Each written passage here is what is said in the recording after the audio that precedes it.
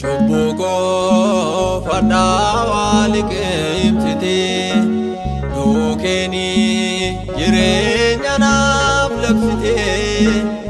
Yesus anmalin sileleso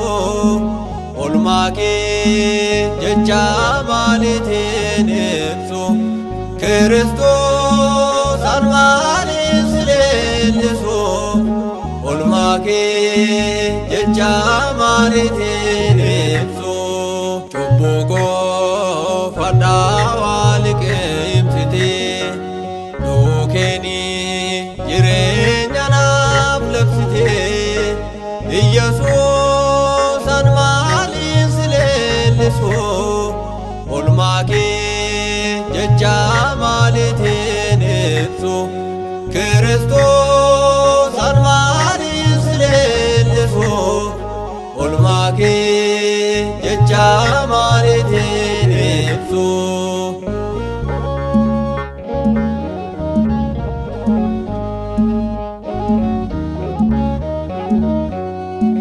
Chubbuko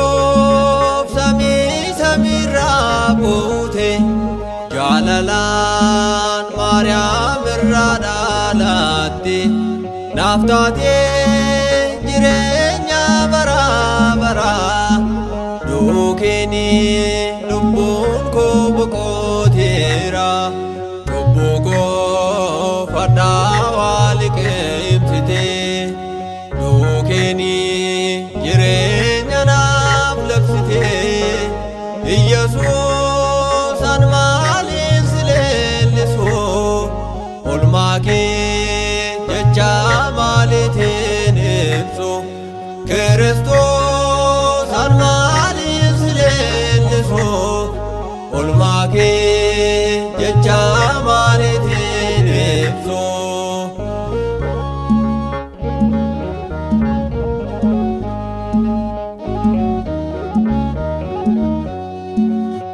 Balesaf chubbuki yafudate Kristos ebodan waranamte nanema nando badawaeke galata nadabdirta fulake Chubbuko fadawalike imsite dukeni jirenya naaf labsite Yesus anmalin sileleso olmake jecha malitin ebso Kristos anmalin sileleso olmake jecha malitin ebso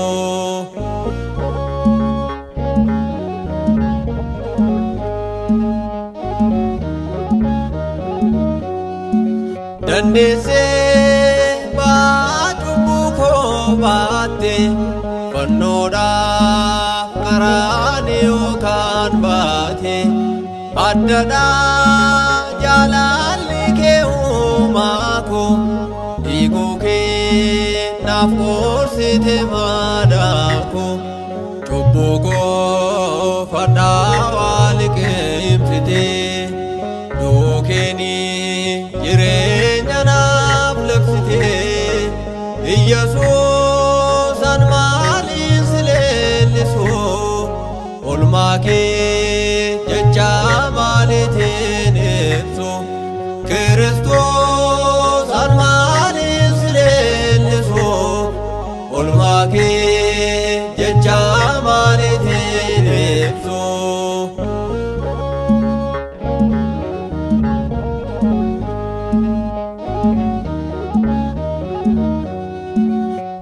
Dandeessee baaduu koo baatte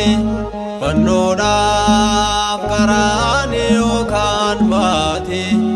addadhaa jaalalli kee uumaa koo dhiiguu kee naaf qoorsite maadaa koo cubbuu koo fadhaa liqeemsite duukeeni jireenya naaf labsite Iyyesuus an maaliin si leellisu olmaa kee jecha maaliitiin ibsu Kiristoos an maaliin si leellisu olmaa kee jecha maaliitiin ibsu